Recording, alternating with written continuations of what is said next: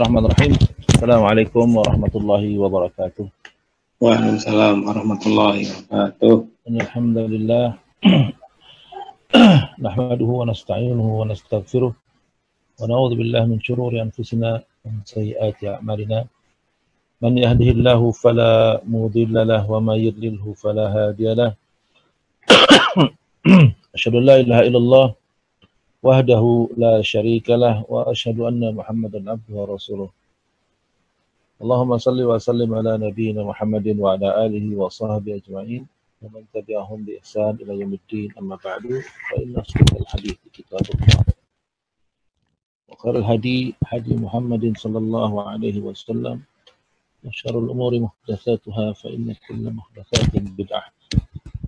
Ikhwani a'adzalillah wa yakum, alhamdulillah pagi hari ini kita dapat bertemu kembali atas rahmat dan izin dari Allah Subhanahu wa taala.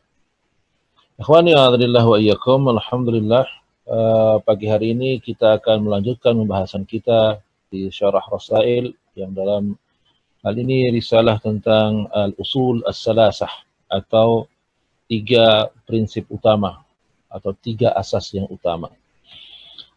Dalam pertemuan sebelumnya kita sudah membahas usul yang pertama, kedua, dan sekarang kita masuki al-aslus salis atau usul yang ketiga. Al-aslus salis, usul yang ketiga, yaitu ma'rifatu nabiyyikum Muhammad sallallahu alaihi wasallam, yaitu mengenal nabi kalian Muhammad sallallahu alaihi wasallam.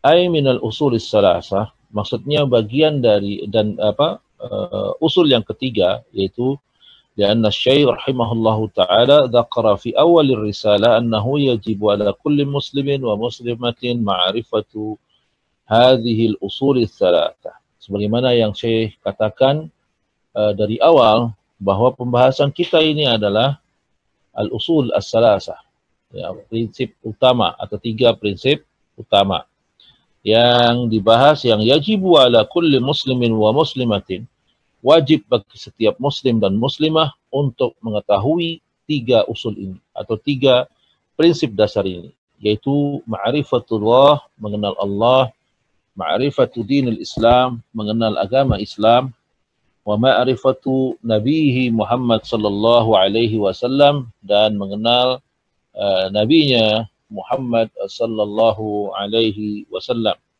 bil adillah, dengan dalil-dalil, bukan sekedar taklid, bukan ikut-ikutan, bukan cuma katanya dan katanya kila waqala, tapi bil adillah, dengan dalil-dalil, dengan pengetahuan yang jelas dan pasti, bukan cuma katanya. Nah, ikhwani a'adzalillah wa iyyakum, 3 prinsip utama ini ada prinsip yang harus diketahui setiap muslim. Maka tidak boleh seorang muslim tidak mengenal 3 prinsip utama ini. Seorang muslim tidak dinamakan muslim kalau dia tidak kenal Tuhannya.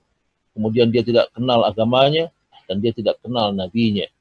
Maka seorang muslim ini dikatakan aslun minad din ma'lum bil daruri. Ini prinsip dasar agama yang tidak boleh tidak seseorang yang ingin mengaku atau yang mengaku dirinya sebagai muslim untuk mengetahuinya. Dia tidak ada alasan tidak tahu dalam 3 prinsip yang utama ini. Kalau ada orang Islam nggak tahu agamanya, aneh. Bagaimana dia mau beragama? Kalau seorang Islam tidak mengetahui siapa Rabbnya, siapa Tuhannya, maka lebih aneh lagi. Karena bagaimana dia mau beribadah atau kemana dia mau beribadah kalau dia tidak mengenal agamanya. Nah, ikhwani a'adzalillah wa iyyakum, begitu juga seorang yang mengaku dirinya muslim tapi tidak kenal atau tidak mengetahui nabinya, ya, maka dia juga tidak dianggap sebagai seorang muslim. Ya, bagaimana mungkin seseorang itu dianggap sebagai muslim kalau dia tidak mengenal nabinya, ya. Nah, ikhwani a'adzalillah wa iyyakum, ini hal yang prinsip. Jadi siapa saja yang mengatakan Tuhan itu Allah dan dia juga bertuhan pada selain Allah, maka dia bukan muslim. Atau orang yang mengaku saya muslim, saya Islam, tapi tidak tahu rukun-rukun Islam dan apa yang harus dipenuhi dari seorang yang ingin menjadi seorang muslim, maka dia juga tidak dianggap sebagai seorang muslim. Sama seperti halnya seseorang tidak dianggap Islam manakala dia tidak mengerti atau tidak mengetahui siapa nabinya. Nah, ikhwan yang adzanillah wa iyyakum, pembahasan kita pada pagi hari ini ya masuk pada pembahasan usul yang ketiga, yaitu ma'rifatun Nabi, mengenal Nabi sallallahu alaihi wasallam. Ya.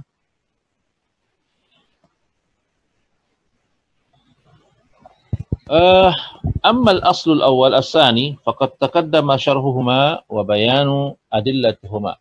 Adapun usul yang pertama dan kedua sudah kita bahas pada pertemuan-pertemuan yang lalu, maka saat ini kita membahas usul yang ketiga.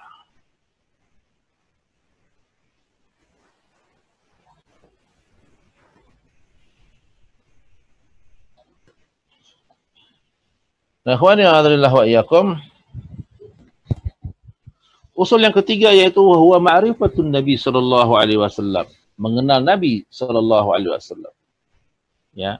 Lamma kana an-nabiy sallallahu alaihi wasallam wasitatun bainallahi wa baina khalqihi fi tablighi dinihi wa risalatihi, sebagaimana dia ketahui atau dia menyadari bahwa Nabi Muhammad sallallahu alaihi wasallam sebagai perantara antara hamba dengan Allah, ya,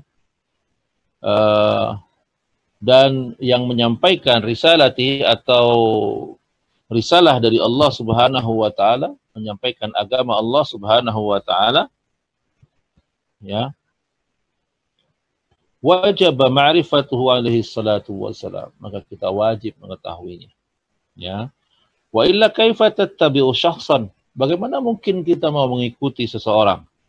La ta'rifu fala budda an ta'rifahu min haitsul ism, maka kalau kita ingin mengikuti seseorang kita harus tahu dulu siapa orangnya, ya.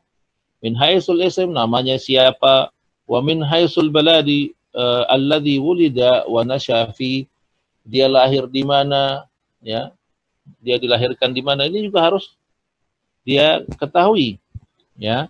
Wal baladu alladhi hajara ilaihi, dan dia harus tahu juga negeri tempat dia hijrah, ya. Negeri tempat dia hijrah, ya.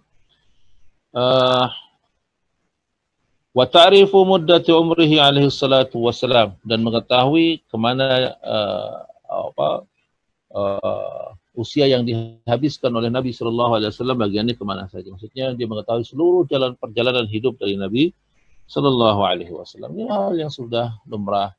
Kalau kita ingin percaya pada seseorang, kita tahu orangnya bagaimana, kita tahu asal-usulnya, kita tahu nasabnya, kita tahu kelahirannya, gitu kan?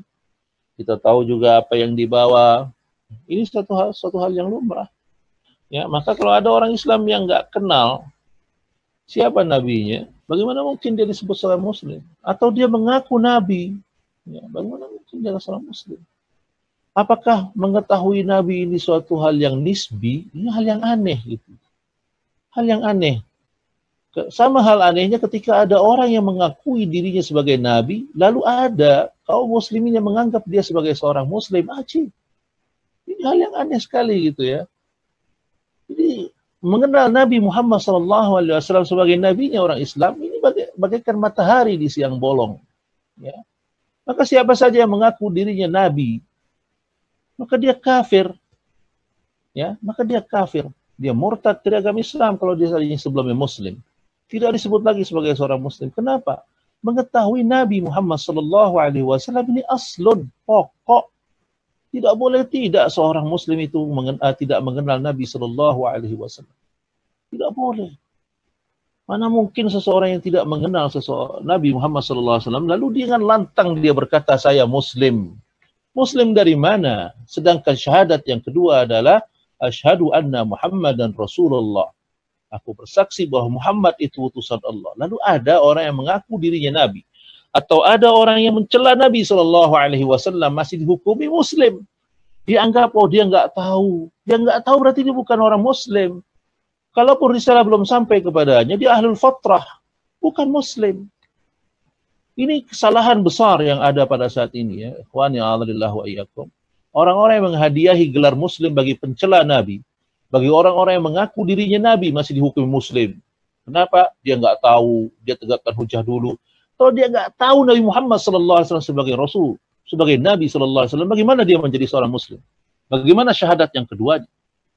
Maka ikhwani a'adzalillah wa iyyakum, ini hal yang pokok dan prinsip yang tidak boleh seorang muslim yang mengaku dirinya muslim, tidak boleh dia mengatakan saya tidak kenal Muhammad sallallahu alaihi wasallam.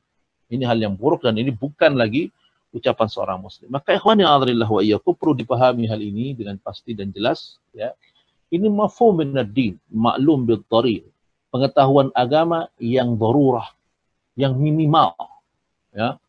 Minimal seorang muslim tahu, orang yang dirinya seorang muslim, dia harus tahu nabinya itu siapa. Ya. Kalau ada orang yang mencela Nabi SAW, kita bingung orang ini. Kita hukumi dia kafir. Kenapa? Loh, bagaimana mungkin antum menganggap muslim sedangkan antum mencela Nabimu? Ya, tidak ada seorang muslim yang mencela Nabi. Maka siapa saja mencela Nabi Muhammad SAW, maka dia dianggap keluar dari agama Islam. Kalau dia mengaku dirinya sebagai seorang muslim. Ini ikhwani a'adzalillah wa iyyakum. Ya, dibahkan mafhum min ad-din maklum bid-daruri. Ajibnya, luar biasanya ada orang saat ini yang mengatakan ini pengetahuan tentang Nabi itu tidak tersebar seperti di Arab. Kalau di Arab, orang yang mengaku diri Nabi otomatis kafir. Tapi kalau di sini orang yang mengaku dirinya Nabi tidak langsung dikafirkan karena bisa jadi dia jahil. Ini orang aneh. Ini sungguh kaidah-kaidah yang aneh dan jelimet gitu. Ya. Bagaimana mungkin seorang dinamakan Muslim kalau dia nggak kenal Muhammad Sallallahu Alaihi Wasallam? Dia nggak tahu siapa Rasulnya, dia nggak tahu siapa Nabinya, maka mungkin dia seorang Muslim. Ya. Dan ini ikhwan yang a'adzalillah wa iyyakum, ini banyak orang yang terpelintir dalam hal ini, gitu ya. Banyak orang yang tergelincir dalam masalah seperti ini. Dari ucapan ahli falasifah, ya, orang-orang filsafat, ya, yang memelintir kata-kata, Ikhwani a'adzalillah wa iyyakum. Wa aqsamu umruhu alaihi salatu wassalam wa aqsamul muddati allati aqamaha fi hadhihi dunya. Kita juga harus mengenal berapa usianya Nabi sallallahu alaihi wasallam dan dia dihabiskan untuk apa saja usianya. Ya. Dia di dalam dunia ini. Ta'rifuhu aidan qabla an-nubuwwati wa ba'daha. Kita juga harus tahu bagaimana dia keadaannya sebelum diutus menjadi seorang rasul. Ya. Bagaimana keadaannya setelah dia diutus menjadi seorang rasul. Kita harus tahu. Wa qabla al-hijrati wa ba'da al-hijrah. Sebelum dia hijrah, kita harus tahu apa yang didakwahkan, apa yang menjadi prioritas utama dakwahnya. Begitupun setelah hijrah, kita juga harus tahu apa dakwahnya. Ya. Kita harus tahu dakwahnya Nabi Muhammad SAW setelah beliau hijrah. Nah, ikhwan yang a'adzalillah wa iyyakum, ta'rifu kaifa ibtida'a bil wahyi alaihi salatu wassalam wa mata ibtida'a bil wahyi. Kita tahu bagaimana mulainya turun wahyu dan ayat apa saja yang pertama turun, ya. Wa ma hiya al-ayat allati tadullu ala nubuwwatihi. Kita harus tahu ayat apa yang menjadikan atau mengangkat dia sebagai seorang nabi, ya. Wal ayat allati tadullu ala risalatihi. Dan kita juga harus tahu ayat apa yang mengangkat dia menjadi seorang rasul. Ya. Ta'ti bil ayati allati tadullu ala nubuwwatihi wal ayati allati tadullu ala irsalihi. Ya. Maka kita datangkan ayat-ayat, kita pelajari ayat-ayat yang mengatakan bahwa ini ayat yang menetapkan bahwa beliau seorang nabi dan ayat-ayat yang mendatangkan dia sebagai seorang rasul. Fala budda an ta'rifu hadza. Maka wajib kita mengetahui ini. Kita harus mengetahui ini. Ta'arifu nasabuhu min ayyi qabilah. Kita harus tahu nasabnya, keturunannya, dari kabilah apa dia ada. Ya, li'anna al-Arab qabail. Karena bangsa Arab itu berkabilah-kabilah, bersuku-suku.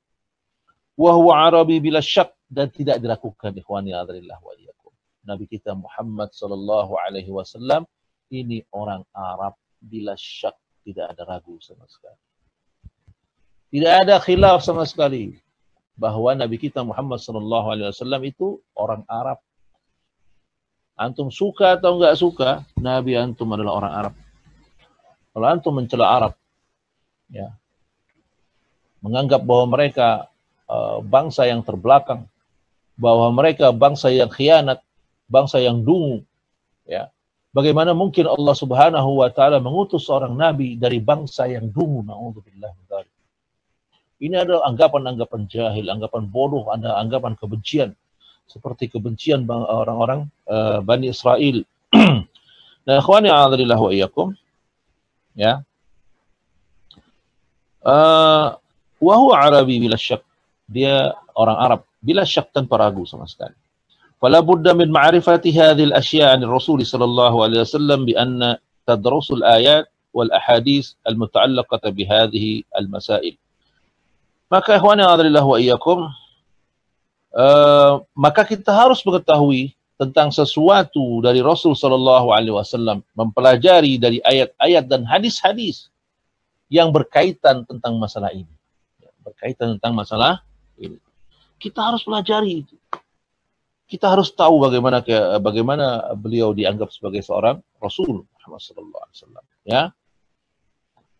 Ikhwani a'adzalillah wa iyyakum, wa tanzuru fi sirati Rasul sallallahu alaihi wasallam wa da'watuhu li ajli an ta'rifa hadhihi al-umur an nabiyyika alladhi anta ma'murun bittiba'ihi wal iktida'u bih.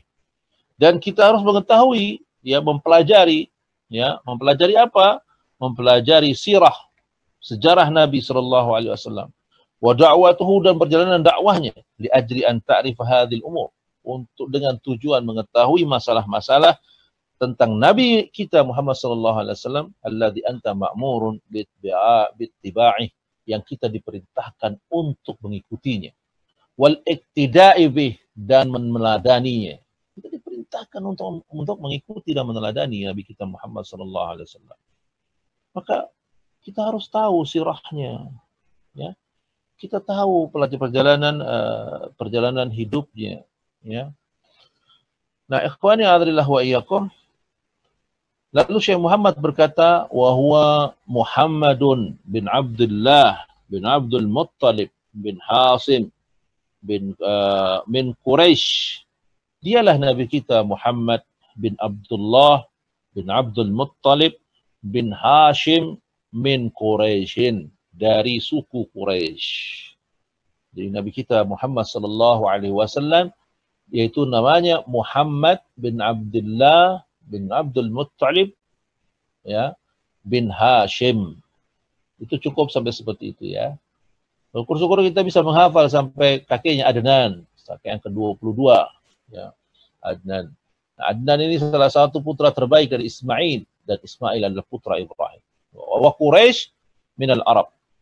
Nah, Muhammad bin Abdullah bin Abdul Muttalib bin Hashim ini dari suku Quraisy, sedangkan Quraisy minal Arab. Quraisy itu bangsa Arab, ya. Wal Arab min dzurriyyati Ismail, dan Arab, bangsa Arab itu adalah turunan Nabi Ismail bin Ibrahim al-Khalil, putra dari Ibrahim sang kekasih Allah Azza wa Jalla, alaihi wa ala nabiyina afdhalus salati wassalam. Semoga tercurah untuk Ismail dan Ibrahim dan kepada Nabi kita salawat dan salam, ya. Nah, akhwani a'adzalillah wa iyyakum, hadza ismuhu, kata Syekh Fauzan, inilah namanya. Wa nasabuhu, dan nasabnya. Namanya siapa? Muhammad alaihi salatu wassalam. Namanya Muhammad sallallahu alaihi wasallam. Walahu asma ghaira Muhammad. Tapi dia punya nama juga selain Muhammad sallallahu alaihi wasallam. Lakinna ashhar, ya, asma'ihi Muhammad sallallahu alaihi wasallam. Tapi lebih masyhur, dia dikenal dengan nama Muhammad. Qad dzakarallahu dzalika fil Qur'an fi iddati ayat. Dan Allah Subhanahu wa taala menyebut nama beliau sallallahu alaihi wasallam dalam Quran beberapa ayat, ya. Salah satunya adalah surat Al-Fath. Allah Subhanahu wa taala berfirman, Muhammadun Rasulullah. Muhammad itu utusan Allah. Begitu juga dalam surat Ali Imran 144, Allah berfirman, wa ma Muhammadun illa rasulun qad khalat min qablihi ar-rusul. Muhammad itu hanya sekedar utusan yang telah lewat utusan-utusan sebelum dia. Atau dalam surat Al-Ahzab ayat 40, Allah Subhanahu wa taala berfirman, ma kana Muhammadun aba ahadin min rijalikum. Muhammad itu bukan sekedar bapak dari laki-laki di kalangan kalian. Begitu juga dalam surat Muhammad ayat 2. Allah Subhanahu wa taala berfirman, walladzina amanu wa 'amilus salihati wa amanu bima nuzzila ala Muhammadin wa huwal haqqu min rabbihim. Ya. Allah berfirman, dan orang-orang yang beriman dan beramal saleh dan beriman terhadap apa yang nuzila ala Muhammad, yang telah diturunkan kepada Muhammad. Ya. Wa huwal haqqu min rabbihim, dan dia adalah kebenaran dari Rabb kalian. Ini ayat-ayat yang menjelaskan atau menyebut Nabi kita bernama Muhammad sallallahu alaihi wasallam. Ya. Wa min asma'ihi Ahmad. Tapi juga kadang dia disebut sebagai Ahmad, ya, Muhammad atau Ahmad. Qad dzakarahu Allah Ta'ala fi qawlihi fi basyaratil Masih alaihi salam. Ya.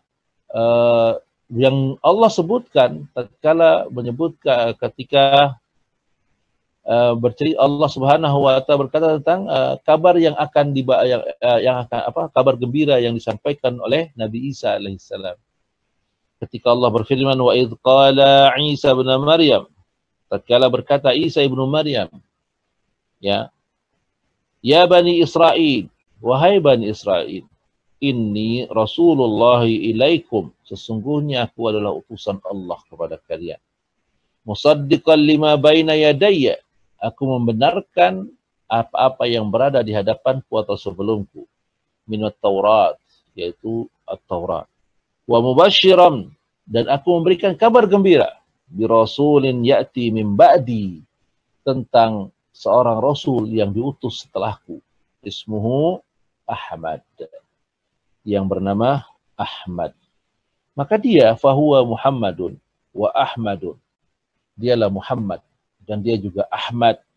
Makna dzalika annahu kathirul mahamid alaihi salatu wassalam. Ya. Dinamakan Ahmad atau Muhammad. Hamad itu arti pujian, ya, yang terpuji. Karena dinamakan, karena apa? Kathirul mahamid. Terlalu banyak pujian untuk beliau sallallahu alaihi wasallam.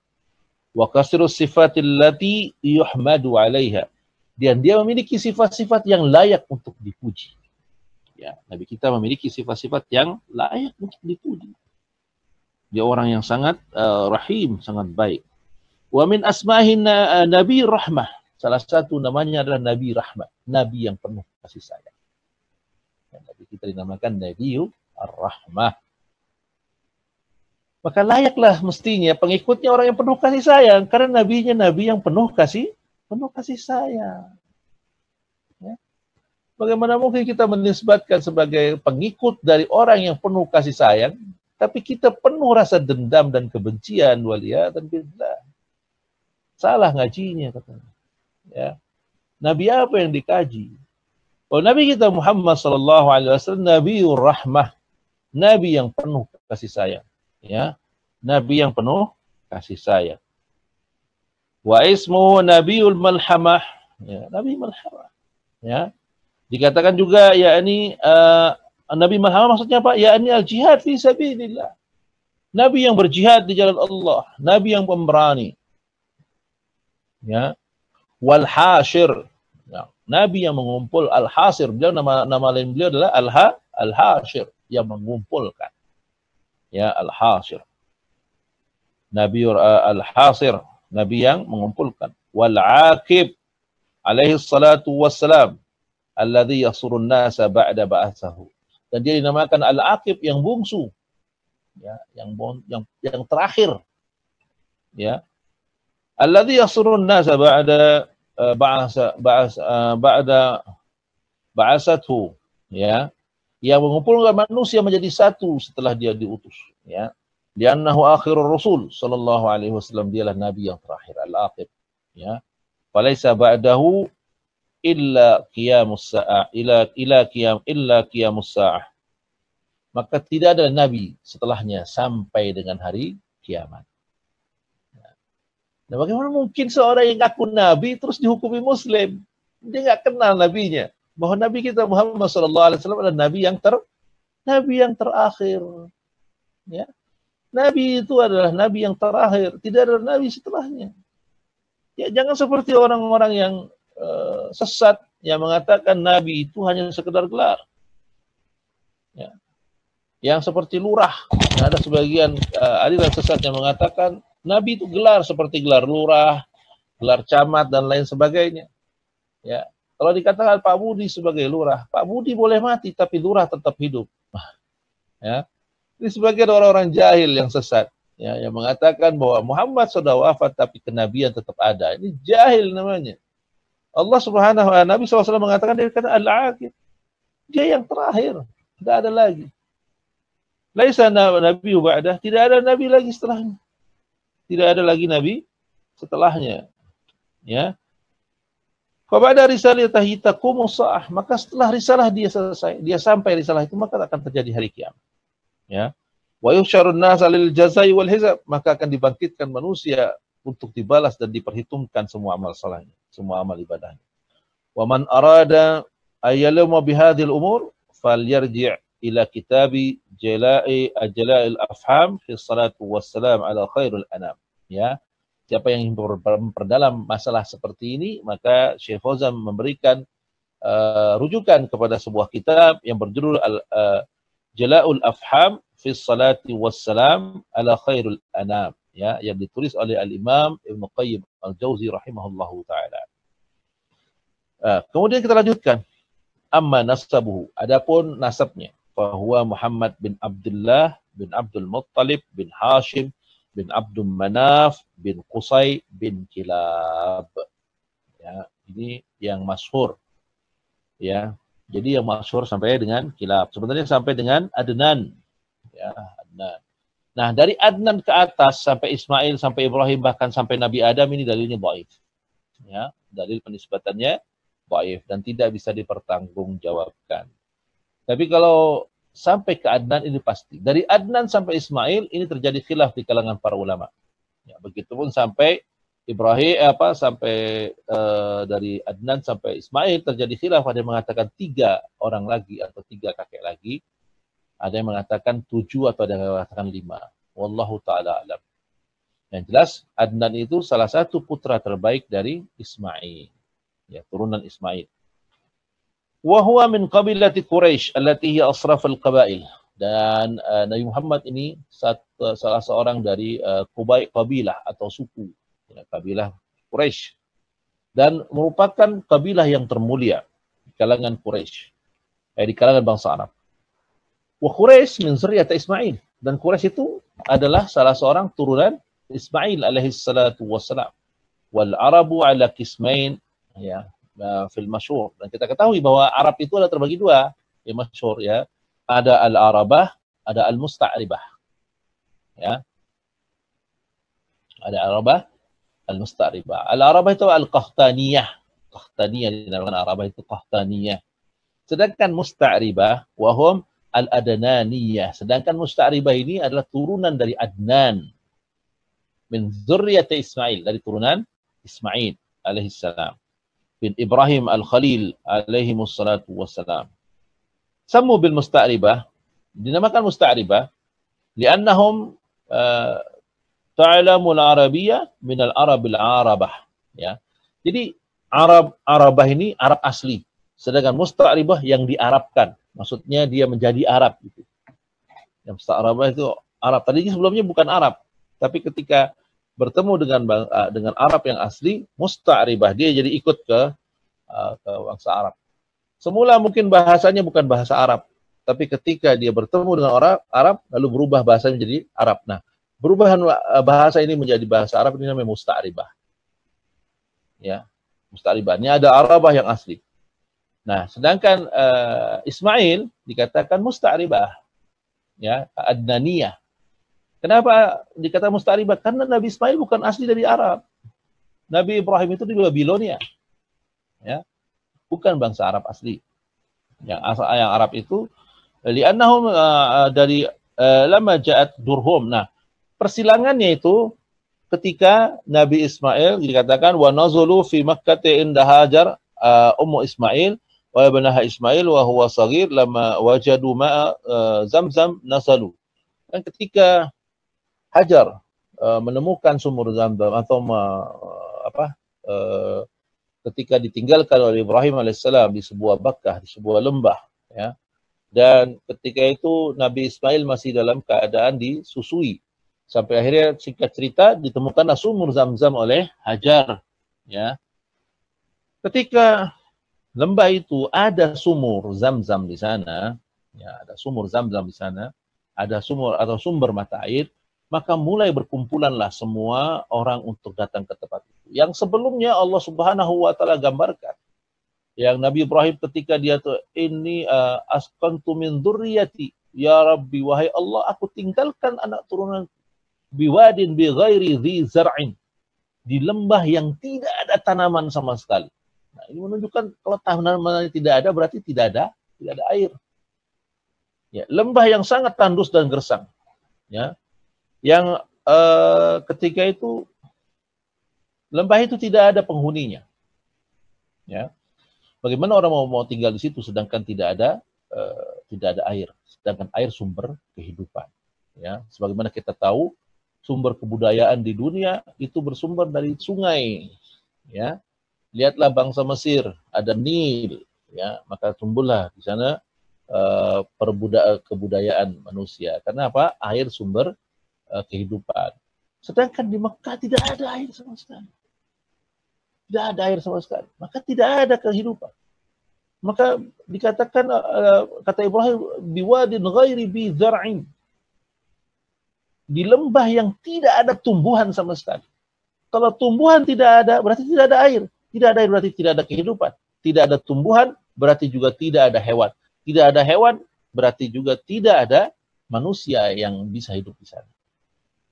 Inilah kehebatan Allah Subhanahu wa taala, ya. Maka Allah Subhanahu wa taala membuat lembah yang tadinya tidak dikenal. Akhirnya pada saat ini didatangi oleh jutaan manusia di setiap hari, bukan setiap tahun, setiap hari. Manusia datang dan berkumpul di sana. Ya. Nah, ikhwani a'adillah wa iyyakum. Ini musta'ribah.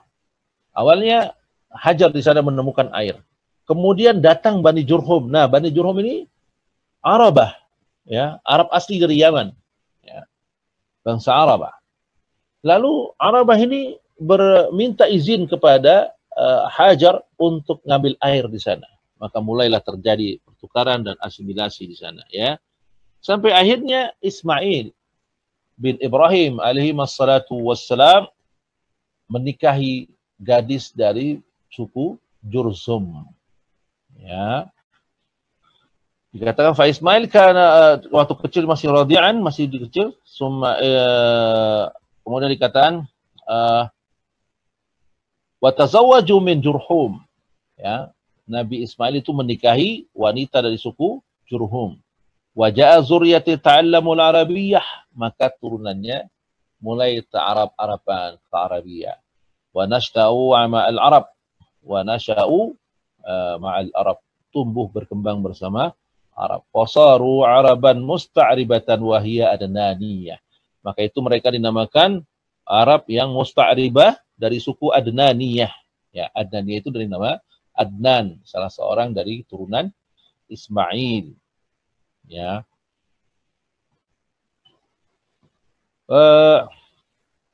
Dan sebagian ulama berkata al-Arabah qal ala qismain. Para ulama sebagian mengatakan al-Arabah itu atau bangsa Arab itu terbagi menjadi dua. Ada Arabah Ba'idah wa Arabah Baqiyah. Ya. Arabah Ba'idah, al-Arabi al-Ba'idah humul ladzi halaku. Nah, Arab yang Ba'idah ini yang sudah dimusnahkan. Ya, al-Ba'idah, Arab yang Ba'idah ini sudah dimusnahkan. Siapa mereka? Hum qaumi Nuh, mereka adalah kaum Nuh. Ya. Wa 'ad, kaum 'Ad, wa Tsamud, wa Syu'aib. Ya. Ini yang dihancurkan oleh Allah Subhanahu wa taala, dihabisi semua. Tidak tersisa sama sekali. Amal Arabul Baqiyah fahum alladhi yanqasimuna ila Arabah wa Arabah musta'ribah. Adapun Arab yang Baqiyah yang tersisa adalah terbagi menjadi dua tadi, yaitu Arabah dan musta'ribah. Ya. Wahia al-Arabu Baqiyah. Dan ini Arab yang al-Baqiyah yang tersisa. Ya. Wa nabiyyu min Bani Hashim. Dan kita balik lagi kepada bahasan bahwa Nabi dari Bani Hashim. Wa Hasim min dzurriyyati Ismail alaihi salatu wassalam. Sedangkan Hashim keturunan Ismail alaihi salatu wassalam. Wa ismuhu Muhammad bin Abdullah bin Abdul Muttalib, dan Nabi kita bernama Muhammad bin Abdullah bin Abdul Muttalib. Ya. Ada orang mungkin tak bertanya-tanya, oh Abdul Muttalib, hambanya Muttalib. Nah, padahal kata Syekh Fauzan hafizahullah taala, namanya Abdul Muttalib laisa hadza ismu. Sebenarnya ini bukan nama aslinya. Ya, Abdul Muttalib bukan nama asli. Lakin summiya Abdul Muttalib lianna amuhu Al-Muttalib. Dia dinamakan hamba Al-Muttalib karena pamannya bernama Muttalib. Ya. Bin Abdul Manaf.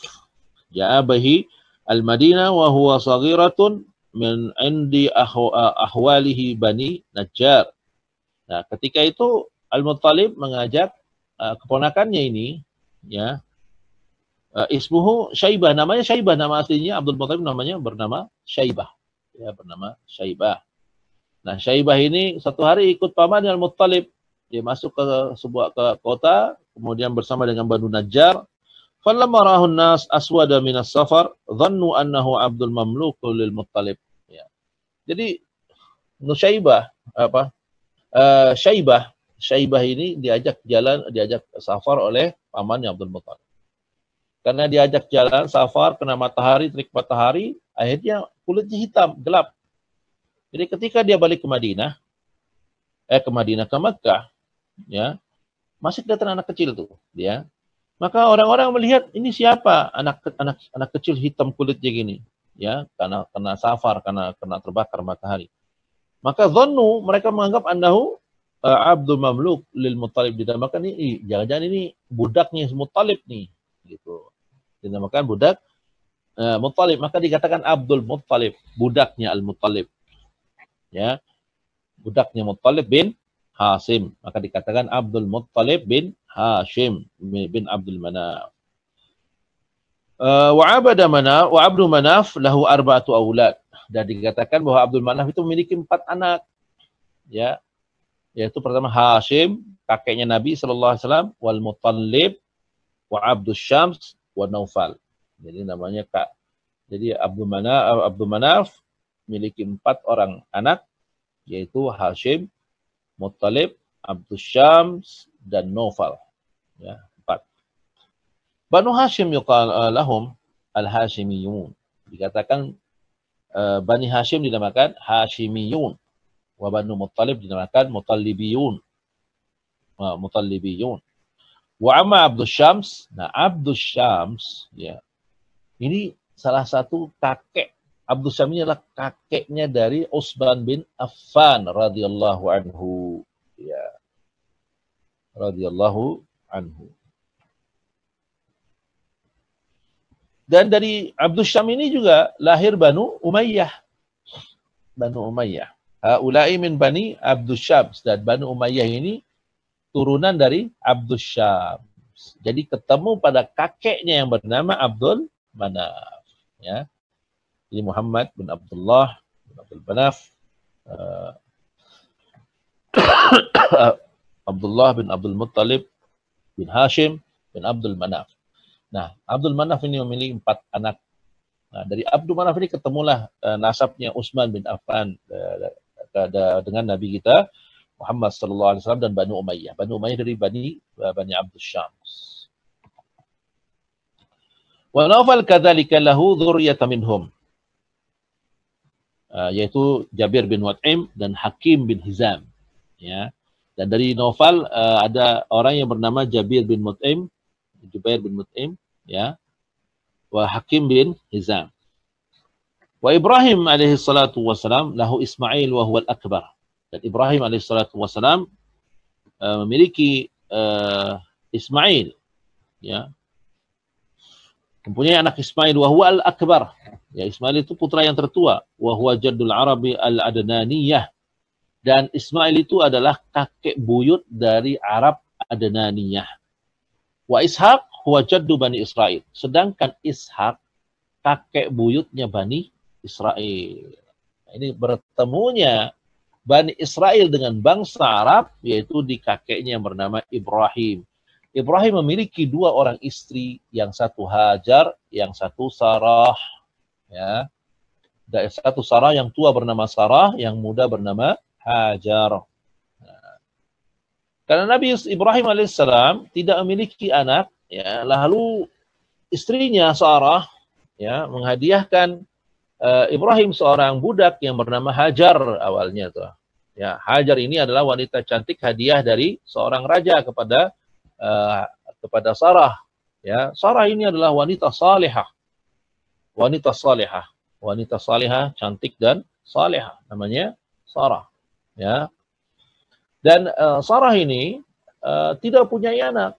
Sampai ketika Ibrahim sampai berusia 80 tahun, dia berdoa kepada Allah Subhanahu wa taala agar diberi keturunan. Akhirnya Allah memberikan Sarah memberikan budaknya untuk dinikahi. Ibrahim akan memiliki anak. Dan ketika memiliki anak, Hajar memiliki anak, tak lama berselang, Sarah pun ikut hamil. Ya. Dari Hajar lahir Ismail, dari Sarah lahir Ishak. Dari Ismail terturun turunannya menjadi bangsa Arab. Nah, bangsa Arab kalau lihat usianya lebih tua dari Bani Israel. Karena Israel itu lebih muda, yaitu turunan Nabi Ibrahim yang dari istri yang pertama yang bernama Ishak. Ya. Dan dikatakan wa Ishak wa jaddu Israel wa jami'ul anbiya kulluhum min dzurriyyati Ishak. Dan semua nabi setelah Nabi Muhammad, setelah Nabi Ibrahim alaihissalam, semua nabi keturunan dari Bani Israel, kecuali Nabi kita Muhammad sallallahu alaihi wasallam. Fa huwa min dzurriyyati Ismail khatamun nabiyyin. Dan nabi kita turunan dari Ismail, bukan turunan dari Ishak, bukan dari Bani Israel. Sedangkan Nabi setelah Ibrahim, semuanya Bani Israel. Inilah yang timbul kedengkian dari Bani Israel kepada Nabi kita Muhammad sallallahu alaihi wasallam. Mereka merasa bahwa mereka yang berhak memiliki keturunan kenabian. Ya, karena semua nabi berasal dari klannya, atau dari kabilahnya, atau dari turunannya. Ya, turunan dari Yakub bin Ishak bin Ibrahim. Tapi kenapa Allah Subhanahu wa taala justru memilih nabi akhir zaman sebagai penutup para nabi, nabi yang termulia dari nabi yang pernah ada, justru dari turunan Adnan, putranya atau Adnaniyah dari putra Ismail bin Ibrahim al-Khalil. Nah, ini akhirnya timbul kedengkian dari Bani Israel. Ya. Nah, ikhwani a'adallahu wa iyyakum, amma mauludu, ya, faqad walida sallallahu alaihi wasallam amul fil. Adapun kelahirannya, Nabi kita Muhammad sallallahu alaihi wasallam lahir pada tahun Gajah. Wa huwa al-'amu alladhi ja'a fihi Abrahah mulkul Yaman. Yang pada tahun itu datang Abrahah seorang raja dari negeri Yaman. Ya. Yang seorang raja dari negeri Habasyah, ya. Untuk ngapain datang ke Mekah? Liyahdamul Ka'bah, untuk menghancurkan Ka'bah. Wa ma'filun 'azimun. Ini juga kecemburuan sosial dari kerajaan Habasyah terhadap negeri Mekah, ya. Karena riwayat yang panjang dari negeri Mekah, orang-orang Arab pada setiap tahun datang ke negeri Mekah, berkunjung ke sana untuk melaksanakan ibadah haji, ya. Kalau antum tanya kenapa kok ibadah haji sudah ada? Sudah ada. Karena ibadah haji itu adalah syariatnya Nabi Ibrahim alaihissalam. Maka ketika musim haji, semua jamaah, semua bangsa Arab kumpul di Makkah untuk melaksanakan ibadah haji. Ya, datang ke Ka'bah untuk beribadah di sana. Dan kita lihat bahwa ketika ada orang berkumpul di sana pasti ada uang, ada transaksi, ada muamalah di sana, ya. Yang tumbuhlah perekonomian di Makkah. Ini yang membuat iri dari Abrahah. Lalu Abrahah berusaha membuat tempat wisata, ya, tanda kutip, ya, wisata tandingan di Habasyah berupa kanisa atau gereja yang besar. Dibuat gereja yang besar di Habasyah sampai menghabiskan keuangan negara ketika itu, yang berharap orang-orang akan mengunjungi Habasyah untuk melihat gerejanya atau tempat ibadahnya dia di Habasyah. Tapi kenyataan ikhwani azrillah wa iyyakum, Allah berkehendak lain. Manusia tetap mengunjungi Ka'bah dengan bentuk yang sederhana untuk beribadah di sana, ketimbang mereka mendatangi negeri Yaman untuk melihat gerejanya Abrahah. Ya. Inilah yang membuat motivasi yang membuat Abraha mengerahkan pasukannya untuk menghancurkan negeri Mekah, untuk meratakan negeri Mekah, untuk menghancurkan Ka'bah agar orang beribadah atau mengunjungi kanisah yang dia bikin. Itu awalnya. Kedengkiannya urusan dunia. Sebagaimana yang sering kita sebutkan bahwa kalau urusannya akhirat, kita akan bersatu. Ya, tapi kalau urusannya dunia, kita akan pasti berpecah belah. Pasti akan berpecah belah. Kajian pun seperti itu, kelompok-kelompok kajian. Kalau diawali dengan karena Allah Subhanahu wa taala, tauhid yang benar, ya, berasa muraqabatullah, diawasi Allah, timbul sikap ihsan bahwa dia beribadah seakan-akan melihat Allah. Kalaupun dia tidak melihat Allah, pasti Allah melihatnya. Ada timbul rasa seperti itu, maka akan ada kebersamaan dan persatuan. Ya, lihatlah orang-orang Ansar. Sebelum Islam datang, mereka saling berperang antara suku Aus dan suku Khazraj. Mereka saling bertempur, berperang, tidak jarang menimbulkan korban yang banyak. Hanya perang antar suku. Tapi ketika dakwah tauhid datang, ketika Islam sampai di Madinah, Aus dan Khazraj yang semula bertempur, berantem, berperang, tiba-tiba menjadi saudara yang satu tubuh. Mereka saling bela antara satu dengan yang lainnya. Ya, mereka saling mengasihi, saling menyayangi. Ini dakwah yang benar. Ini dakwah yang benar. Dakwah yang menyatukan, dakwah tauhid, dakwah yang menyatukan, bukan dakwah yang membuat perpecahan. Ya, yang berpecah paling ahlu isyrak, ahlu syirik. Yang berpecah dari dakwah tauhid hanya orang-orang yang berbuat syirik. Dan biasanya itu diawali dengan motivasi dunia. Motivasi dunia. Waliyadhan billah. Ya, kalau antum atau kita dapati ada kelompok-kelompok kajian, ya, mereka bersatu, maka pujilah Allah. Itu karena mereka memahami dengan benar dakwah tauhid itu dakwah yang menyatukan. Dakwah yang penuh rahmat dari Nabi yang penuh rahmat. Ya. Maka kalau kita dapati ada kelompok-kelompok kajian lalu mereka berpecah, yayasan yang ribut, ya, masjid yang berantem, pasti ada di dalamnya motivasi dunia yang bercampur di dalamnya sehingga mereka saling berpecah belah. Ya. Maka awal kehancuran itu ketika motivasi dunia menjadi hal yang utama, maka rusaklah semua. Ya. Karena dunia itu dinamakan sifatnya sementara, ya, dan hina. Bahkan Nabi SAW mengibaratkan dunia itu bagaikan bangkai kambing yang cacat. Ya, kambing cacatnya aja udah nggak ada orang membeli. Ini bangkainya. Dan lebih hina lagi. Dan bahkan Nabi SAW mengatakan kalau seandainya dunia ini berharga seperti sebelah sayap nyamuk, tentu orang kafir tidak akan diberi minum sedikit pun juga. Ya, tidak akan diberi minum sedikit pun juga. Tapi kenyataannya orang kafir bebas menikmati kehidupan dunia. Ini menunjukkan dunia tidak ada harganya. Bahkan tidak lebih berharga dari sebelah sayap nyamuk. Ini ikhwan yang adrillah wa iyyakum. Ini ketika tauhid masuk ke dalam hati para ikhwan, pada antum atau pada kita semua yang mengaji. Ketika tauhid masuk ke dalam dada kita, maka pandangan kita bukan lagi dunia. Pandangan kita adalah akhirat. Ya, akhirat. Dan kita tahu bahwa dunia ini akan membuat seorang yang berpecah belah. Maka kita kembali pada kisah ini. Abraha ingin menghancurkan Ka'bah. Ini motivasinya dunia. Karena dia apa? Karena dia melihat bahwa ada orang berkunjung ke Makkah. Nah, kalau berkunjung berarti ada muamalah. Muamalah berarti ada perdagangan. Ada perdagangan berarti sana ada uang. Itu motivasinya. Yang sampai akhirnya dia buat kanisa atau gereja tandingan buat Ka'bah di negeri Habasyah. Tapi Allah tidak berkehendak lain. Yang memanggil ke Ka'bah itu Allah. Ibrahim yang diperintahkan untuk memanggil orang-orang untuk mengunjungi tempat itu. Dan Allah mengabulkan doanya Ibrahim untuk mengunjungi tempat itu. Ya. Maka semua orang berbondong-bondong sampai saat ini. Bahkan di saat pandemi sekarang, timbul kerinduan dari kaum muslimin yang besar untuk cepat menghadiri atau mendatang ke negeri Mekah untuk menyaksikan Ka'bah yang kalau kita lihat tidak ada bentuk seni sama sekali dari bangunan itu.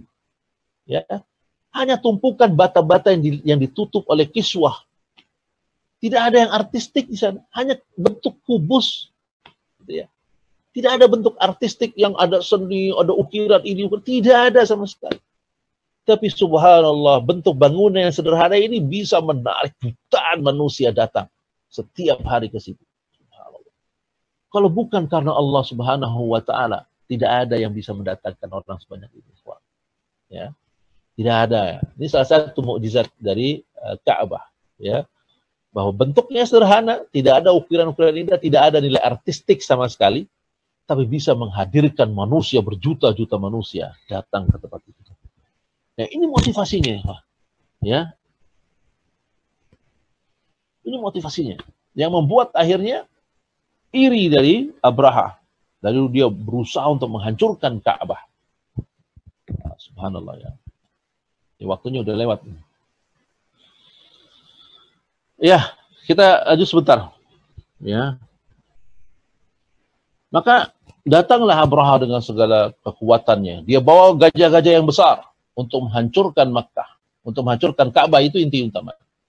Nah, kita ada ketika dia sampai di sebuah negeri, di sebuah tempat, ya.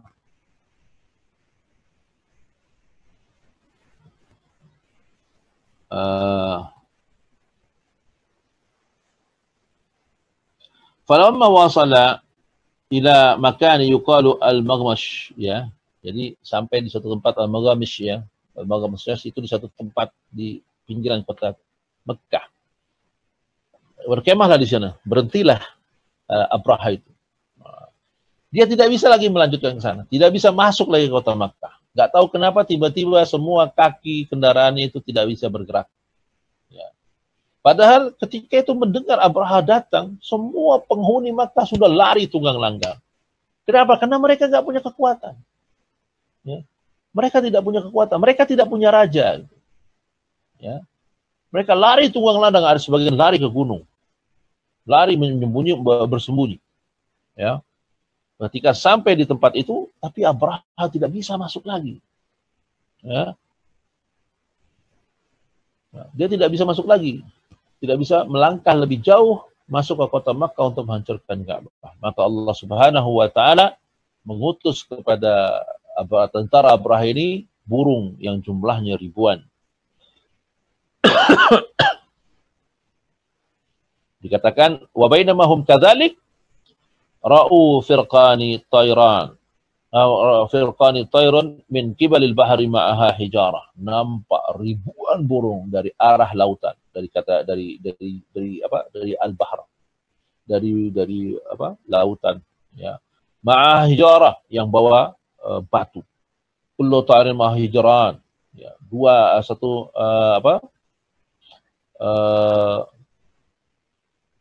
Seekor burung membawa batu-batu, ya, dari mulut, dan dua cangkang kakinya, ya, digenggam dua batu. Maka dilemparkanlah batu-batu itu, ya. Fasaratil hisah tadribu hamatir rajul wa takhruju min duburihi wa tasqihi tasfain. Ya, kemudian dilemparkan, ya, sampai kepala, masuk jatuh ke kepala sampai nembus ke dubur-dubur mereka. Fa ahlakahumullah, maka Allah hancurkan tentara gajah ini. Lalu diabadikan oleh Allah Subhanahu wa taala dalam surah Al-Fil. Ya, Allah Subhanahu wa taala berfirman, alam tara kaifa fa'ala rabbuka bi ashabil fil. Tidakkah kau perhatikan bagaimana yang Allah berbuat bagi ashabul fil, bagi tentara-tentara gajah. Alam yaj'al kaidahum fi tadlil. Bukankah Allah telah hancurkan niat-niat busuk mereka, ya. Wa arsala alaihim tayran ababil, dan Allah mengutus pada mereka burung-burung ababil. Tarmihim bihijaratin min sijjid, yang membawa batu-batu yang terbakar, ya. Kata Syekh Fauzan, min jahannam, batu-batu itu dari neraka jahannam. Waliyadhan billah. Maka kita berlindung pada Allah Azza wa Jalla. Faja'alahum ka'asfim ma'kul. Maka Allah jadikan tentara yang demikian gagah perkasa itu, yang memiliki gajah-gajah yang besar, ka'asfim ma'kul, seperti daun yang dimakan oleh ulat. Ya, dikatakan asbahu mislat taban alladhi akalathu ad-dawab wari'atih, ya. Ya, seperti daun yang dimakan oleh ulat. Ya, daun dimakan ulat habis, maka jatuhlah seperti itu. Hadza qissatul fil hamallahu baitihil haram. Ya, inilah kisah al-fil, ya, yaitu kisah gajah, ya,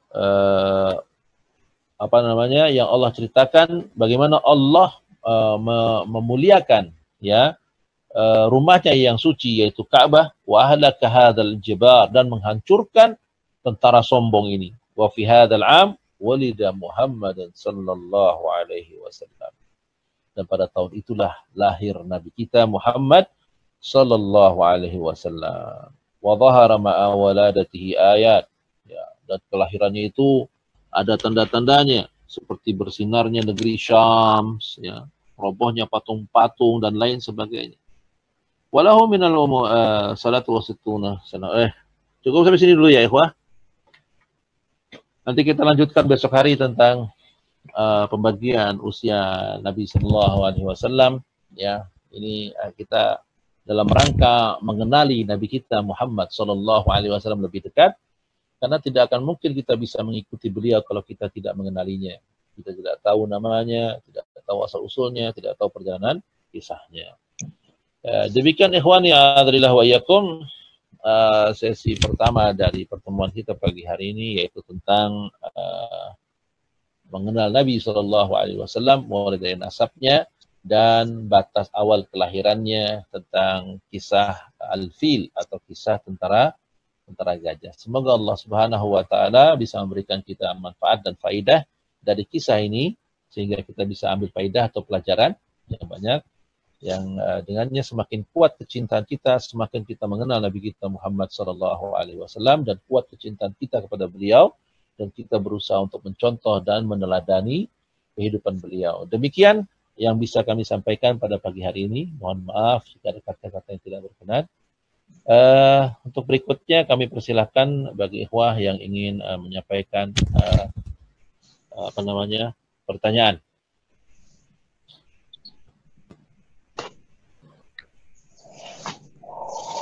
Ya, ada pertanyaan pertama. Afan, bagaimana hukumnya mengirim Al-Fatihah kepada Rasulullah sallallahu alaihi wasallam, termasuk menghadiahkan bacaan untuk orang tua dan kaum muslimin yang sudah meninggal? Ikhwani adzalillah wa iyyakum, kepada Nabi sallallahu alaihi wasallam kita diperintahkan untuk banyak berselawat kepadanya. Ya, berselawat kepadanya. Sebagaimana Allah Subhanahu wa taala berfirman, "Innallaha wa malaikatahu yusalluna 'alan nabi." Ya, sesungguhnya Allah dan para malaikatnya berselawat kepada Nabi. Ya ayyuhalladzina amanu sallu 'alaihi wa sallimu taslima. Wahai orang-orang beriman, berilah salawat dan salam kalian kepada Nabi kalian secara sempurna. Jadi Allah menunjukkan bahwa dia dan para malaikat bersalawat kepada Nabi, lalu Allah Subhanahu wa taala memerintahkan kita untuk bersalawat kepadanya.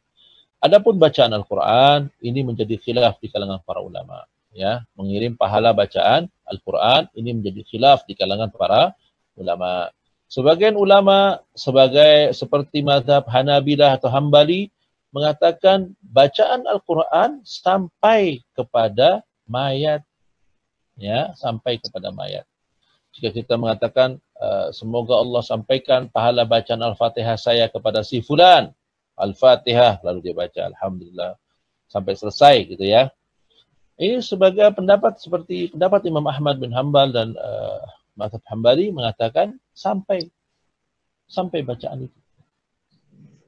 Tapi pendapat dari mazhab Syafi'i, ya, Imam Syafi'i menganggap bahwa bacaan kiriman Al-Fatihah tidak sampai. Ya, tidak sampai kepada mayat. Lalu bagaimana yang benar? Wallahu ta'ala alam. Ya, wallahu ta'ala alam. Saya nggak tahu mana yang lebih benar. Ya, tapi kalau kita berdoa kepada Allah Subhanahu wa taala, yakinlah pasti Allah mendengarkan doa-doa kita, ya. Maka tafadhal antum yang ingin membuat mengirimkan bacaan pahala bacaan dari Quran yang kita baca untuk orang-orang yang kita cintai, maka tafadhal, ya, karena itu ada dasarnya dari mazhab Hambali, ya. Bagi yang saya nggak yakin kalau itu sampai atau enggak, ya sudah, itu bagian dari keyakinan dari mazhab Syafi'i, ya. Wallahu taala alam, karena saya tidak bisa mentarjih, saya tidak bisa mengambil mana yang lebih kuat dari dua pendapat ini. Jadi kita katakan bahwa ini masalah khilafiyah di kalangan para ulama, ya. Wallahu taala a'lam. Adapun ini ada pertanyaan kedua, ada saudara yang angkat tangan nih, Pak Rizky Mesias, tafadhal. Assalamualaikum Ustaz.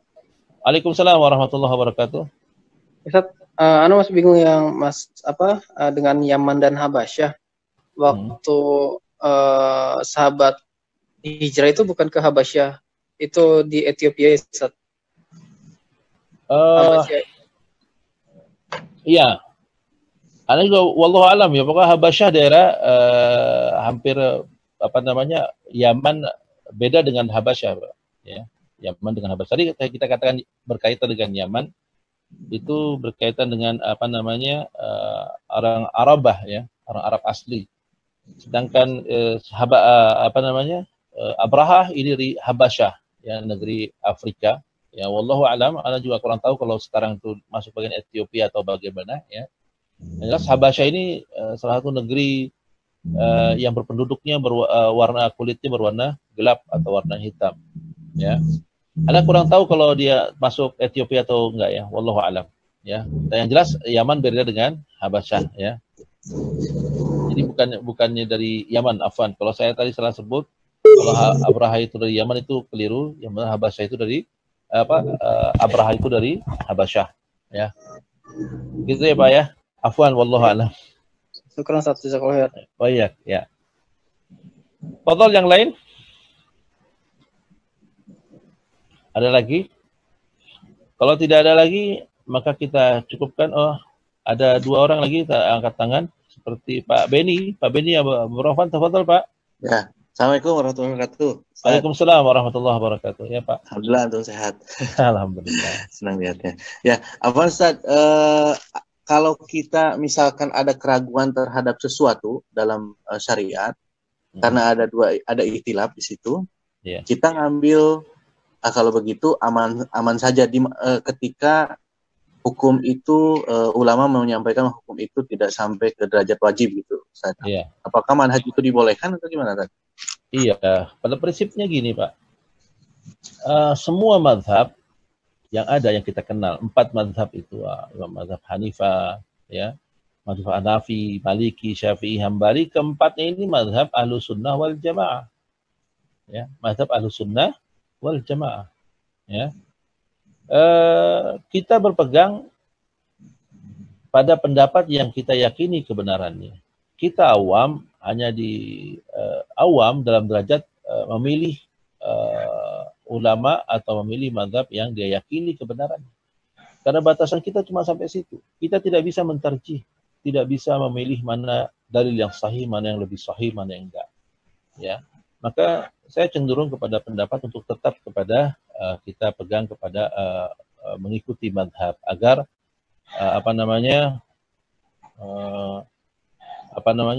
supaya kita aman, ya. Yang penting kita tahu dasar hukumnya. Antum mengikuti Maliki, tafadhalah, saya ikuti dasar hukumnya. Syafi'i juga ikuti dasar hukumnya, ya.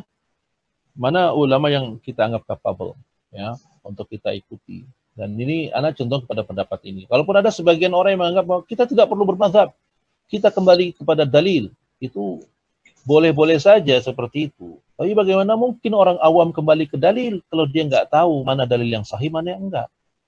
Bagaimana seseorang bisa kembali ke dalil kalau dia tidak bisa, jangankan tahu dalil yang sahih atau tidak, bahkan dia tidak bisa bedakan mana yang Quran, mana yang hadis. Kan ajib. Kembali ke dalil tapi dia nggak tahu Quran mana, hadis mana. Pada hakikatnya dia hanya sekedar mengikuti ustadznya, dan dia mengikuti mazhab atau pendapat dari ustadznya, kan gitu, ya. Jadi mana yang bisa kita pilih, tafadhal antum, kita meyakini atau mana hati kita tenang di dalamnya. Ketika hati kita tenang di dalamnya, ya, dan ibadah itu sudah dilakukan oleh orang-orang sebelum kita, ya, dan dengan dalil-dalil yang kita tahu berikutnya dalil-dalilnya seperti ini. Lalu ada ulama yang begitu, kita menimbang, ya. Kalau menurut saya enggak ikut pendapat yang ini, saya ikut pendapat itu, tafadhal. Silahkan. Yang penting kita ketika mengikuti sebuah pendapat, antum tahu dasar dari pendapat dari ustadz atau ulama yang mengikuti pendapat itu, ya. Dan kita harus dalam inilah kita dituntut untuk bertasamuh, bertoleransi. Ya, ini kelapangan Islam. Ya, kita bertasamuh, kita kita menghargai perbedaan. Ya, kita hargai perbedaan di kalangan pendapat para ulama, gitu ya Pak. Jadi tidak bisa memaksakan atau mengatakan bahwa pendapat saya ini yang benar, yang lain salah. Tidak ada. Dalam fikih juga dikatakan bahwa ini pendapat yang asah, yang lebih sahih. Tidak dikatakan ini pendapat yang benar. Tidak ada. Dikatakan asah, lebih sahih, lebih benar. Berarti benar, ini asah, lebih sahih. Gitu ya. Jadi yang mendekati kebenaran lah, bahasa lebih lembut lagi seperti itu. Ya, jadi bukan bukan yang pendapat ini benar, yang lain salah, tidak begitu. Ya. Kecuali dalam masalah-masalah yang pokok atau yang utama, ya, dalam agama kita seperti asluddin, maka ini tidak ada khilaf. Seperti man rabbuk, siapa Rabbmu, maka tidak ada khilaf di kalangan para ulama. Ya, mazhab manapun mengatakan Rabbi Allah, Rabb kita itu adalah Allah. Itu, ya, itu Rabbi Allah, Rabb kita adalah Allah. Tuh. Ya, nah beda kalau kita kalau ditanya juga madinuk apa agamamu, tidak ada khilaf, agama kita adalah Islam. Oh. Rukun Islam tidak ada bedanya, tidak ada khilaf. Rukun Islam sepakat semua mazhab 5. Yang menyelisih ini yang enggak benar. Adapun sholat, tata cara sholat ini khilafiyah. Khilafiyah. Ya, bahkan Syekh Utsaimin rahimahullahu taala beliau berkata ketika dia membahas tentang masalah doa, dikatakan tidak ada satupun dalil yang sahih yang ketika orang berdoa, selesai berdoa mengusap muka. Tidak ada dalil yang sahih. Ada dalilnya tapi tidak sahih. Tapi beliau katakan, ketika kau melihat ada orang yang sholat kemudian mengusap mukanya ketika dia, maka jangan kau ingkari. Ya, biarkan saja. Ya, biarkan saja. Kenapa? Dia akan tahu dalam pelajaran atau ketika dia mau belajar dan bertanya bahwa tidak ada dalil yang sahih tentang hal itu. Tapi kalau dia nggak belajar, ya kita maklumi aja. Ya, ini kita ma'dzur, kita kasih uzur karena jahil dia. Ya, kenapa? Ini bukan masalah yang utama. Jadi kita kasih uzur atas kejahilan yang dia punya. Jadi dia sholat gitu. Karena mengusap muka setelah dia salam, ya walaupun tidak ada dalilnya, itu tidak membatalkan sholatnya. Apalagi membatalkan syahadatnya. Maka tetap kita harus beri haknya dia sebagai seorang muslim, tetap saudara kita. Inilah Islam, mengajarkan untuk tetap mencari persamaan. Mencari persamaan. Ya, jangan cari perbedaan. Adapun untuk kita, kalau kita belajar bahwa kita tahu ini yang lebih baik, maka tinggalkan yang kurang baik. Adapun orang lain, kita tidak bisa paksa orang lain harus sama seperti kita. Ya, ini poinnya, Pak. Kita bisa paksa untuk melakukan yang terbaik, tapi kita tidak bisa paksa orang untuk melakukan seperti apa yang kita lakukan. Maka maklumi. Ya, falyafu wal yasfahu, maafkan saudaramu. Tapi bukan berarti nggak didakwahi. Ajaklah dia ngaji. Ya, ajak ngaji supaya dia tahu dalil-dalilnya, supaya dia mengerti bagaimana tata cara ibadah yang baik. Tapi jangan dimusuhi. Ya, kebanyakan kita ketika ngaji menjadi hakim, jadi qadhi. Ketika sholat mengatakan, oh ini bid'ah, masjid ini penuh bid'ah, masjid bid'ah. Mana ada masjid bid'ah? Masjid ussis alit taqwa, masjid dibangun di atas takwa, tidak ada masjid bid'ah. Ya, dan ini mesti difahami dari awal, ikhwah. Ya, jadi harus difahami dengan benar bahwa ketika ada perbedaan dalam masalah furu', dalam masalah cabang, masa bertasamuh. Ketika kita yakin ada suatu dalil yang saya lebih yakin bahwa mengirim Al-Fatihah itu tidak ada dalilnya dan tidak sahih. Ya, tayyib, itu untuk antum. Tapi bukan berarti kalau ada orang mengirim Al-Fatihah lalu antum jelek-jelekkan, lalu antum katakan ini ahlul bid'ah, neraka tempatnya, na'udzubillah. Bukan itu, ikhwah. Ya, bukan itu. Itu bukannya jalannya salafun as-salih. Itu bukan jalan salafun as-salih. Ya. Adapun salafun as-salih, dia memberikan maaf, memberikan uzur. Carikan uzur atas saudaramu yang tidak mengerti.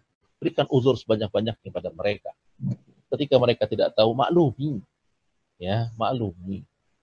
Ajak dia ngaji gitu. Ya, jangan dimusuhi. Ini kan luar biasa permusuhan sekarang. Ketika beda cara ibadahnya dengan dia, lalu dianggap bukan dari golongannya. Bahkan dengan tuduhan-tuduhan buruk, manhajnya rusak. Inna lillahi wa inna ilaihi raji'un. Imam Syafi'i dengan Imam Ahmad bin Hanbal juga berselisih pendapat. Tapi tidak pernah Imam Syafi'i mengatakan manhajnya Imam Ahmad rusak. Atau sebaliknya. Imam Ahmad berkata Imam Syafi'i manhajnya rusak. Tidak ada seperti itu. Tidak ada yang seperti itu. Ya, maka ini harus dikuatkan. Kembali ngajinya pada tauhid. Kita cari persamaan. Ya, kepada orang-orang kafir saja kita berusaha untuk cari persamaan. Yang Allah perintahkan ya.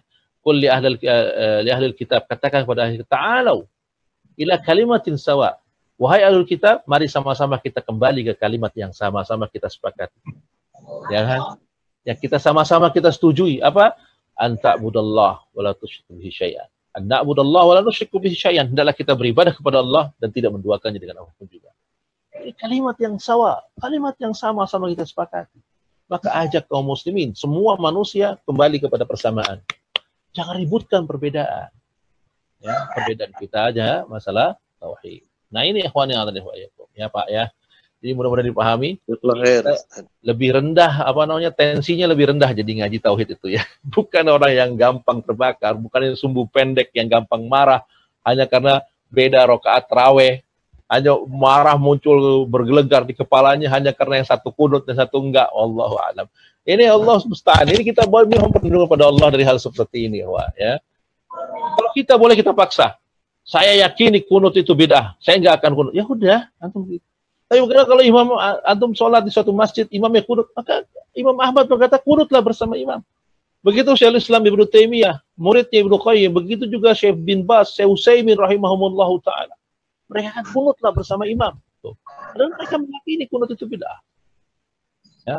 Nah, ini yang dibilang berlapang dada ketika dalam masalah furu', masalah cabang dada. Tasammum, maklum. Kasih uzur kepada banyak yang buat saudaramu yang melakukan kekeliruan atau yang belum tahu. Kasih uzur. Orang yang subhanallah, jangan terbalik. Ya, kebanyakan ngaji akhirnya memberi uzur bagi orang yang berbuat syirik akbar. Sedangkan orang yang melakukan bid'ah tidak dikasih uzur sama sekali. Ditahzir habis-habisan. Digelari manhajnya rusak, bukan salaf, bukan ahlu sunnah. Inna lillahi wa inna ilaihi raji'un. Sedangkan orang yang nyembah kubur jelas-jelas menduakan Allah Azza wa Jalla dianggap bahwa ini saudara kita. Ini apa-apaan kalau kayak begini. Ya. Ini ngaji apa kalau kayak begini gitu. Nyari musuh. Ya, bukan cari persamaan. Ya, ikhwan yang adrillah wa iyyakum. Sampai sini dulu jumpa kita. Alhamdulillah ya. Wa iyyakum, semoga bisa dipahami Pak Beni. Insyaallah, Ustaz. Ya, alhamdulillah. Nah, ikhwan yang adrillah wa iyyakum, di akhir ini ada pengumuman sedikit bahwa alhamdulillah kemarin kita sudah mulai program iftar atau buka puasa, memberikan makanan, membagikan kurma dan air mineral di pinggir jalan, ya, untuk saudara-saudara kita yang lewat. Alhamdulillah sudah berjalan kemarin dan kita akan lanjutkan pada hari ini, insyaallah taala membagi-bagi kurma untuk orang yang lewat, yang masih berada di jalanan ketika berbuka. Insya Allah juga nih nanti sore kita akan mulai lagi dan kita juga berharap mudah-mudahan kalau ada antum yang punya keluangan uang ya atau banyak kurma di rumah, maka tafadhol antum bisa memberikan bantuan kepada tim atau kepada panitia di catatan faidah yang bagi-bagi iftar ya. Dan kita akan lakukan terus lanjut, begitu juga dengan pembagian beras kita yang alhamdulillah pada hari ini sudah lebih dari 6 ton kita membagi-bagi beras kepada saudara-saudara kita yang membutuhkan pada tahun ini. Dan ini, kita juga akan terus buka donasi bagi antum yang berkelapangan untuk menyalurkan donasi antum ke tim catatan faidah atau datangi saja catatanfaidah.com yang antum bisa lihat nanti kalau ingin berdonasi di sana kemana ya diarahkan. Kemudian juga bagi yang ingin menyalurkan zakat mal atau nanti di akhir juga kita akan buat zakat fitrah, ya, mengumpulkan panitia zakat fitrah yang kita akan bagi nanti di sekitar Masjid Imam Nawawi. Insyaallah taala di akhir Ramadan masjid itu sudah selesai dan kita bisa kumpulkan zakat di sana dan kita bagikan nanti kepada saudara-saudara kita yang membutuhkan di sekitar masjid. Ini sedikit pengumuman yang mudah-mudahan bisa menarik hati antum untuk ikut berpartisipasi. Kalau antum tidak bisa sampaikan tidak bisa membantu materi, ya paling enggak antum bisa sebarkan informasi ini kepada teman-teman antum, ya. Karena bisa saja lewat tangan antum nanti ada orang yang berdonasi dan antum mendapatkan pahala yang sama tanpa mengurangi orang yang berdonasi. Kalau antum tidak bisa juga untuk menyebarkan informasi ini kepada teman-teman, maka bantulah kami dengan doa-doa antum, ya. Jangan lupakan kami dalam doa-doa antum. Doakan para ikhwan kita yang berlelah-lelah di pinggir jalan untuk berbagi makanan dengan saudara-saudaranya yang lewat, ya. Doakan agar mereka ikhlas karena Allah, agar mereka istiqomah, agar ibadah mereka atau kegiatan mereka dinilai sebagai amal soleh yang akan memberatkan timbangan mereka di akhirat, ya. Sampaikan doa-doa. Jangan cuma kita udah nggak bantu materi, nggak bantu nyebarkan, ya. Tidak bantu doa, malah nyinyir kemana-mana. Ya ini buruk, ya. Ini buruk. Yang rugi antum sendiri, ya. Karena itu kami mengimbau bagi antum yang berlapang, tafadhal untuk ikut berpartisipasi, berdonasi di tempat kami. Insyaallah di catatan faidah, ya kan. Yang mudah-mudahan bisa kami sampaikan kepada yang berhak. Demikian ikhwan yang adalah wa iyyakum, mohon maaf atas segala khilaf. Kita tutup jumpa kita dengan doa kafaratul majlis. Subhanakallahumma bihamdik asyhadu an la ilaha illa anta astaghfiruka wa atubu ilaik. Wa sallallahu ala nabiyyina Muhammadin wa ala alihi wa sahbihi ajmain wa akhiru da'wana alhamdulillahi rabbil alamin. Assalamualaikum warahmatullahi wabarakatuh.